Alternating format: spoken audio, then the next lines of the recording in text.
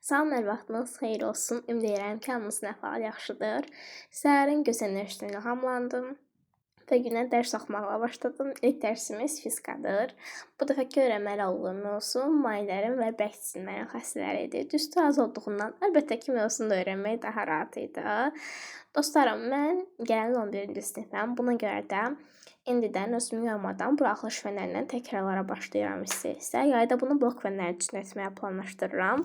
Ümidvaram ki, planlaşdırdığım kimi hamısını eləyə biləcəm.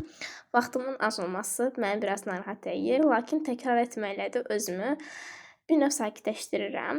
Mən riyaziyyatdan dəyər nəşrlərinin 1-ci nəşrini istifadə edirəm. Vərəq olmasına baxmayaraq çox gözəl bir kitabdır. Kitab 2015-in nəşridir, amma mənim üçün çox dəyərlidir.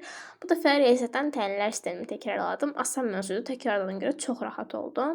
Ardınca Azərbaycan dilinə keçdim. Azərbaycan dilindən mən fonetikadan başladım, yəni sıfırdan.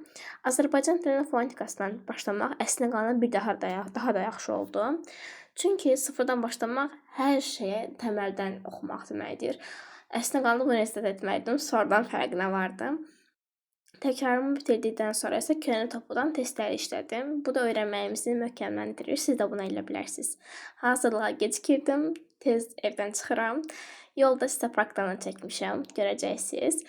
Və evə gələrkən 8 Martla bağlı bir tədbir keçirirdim. Mən də sizinlə paylaşmaq istədim.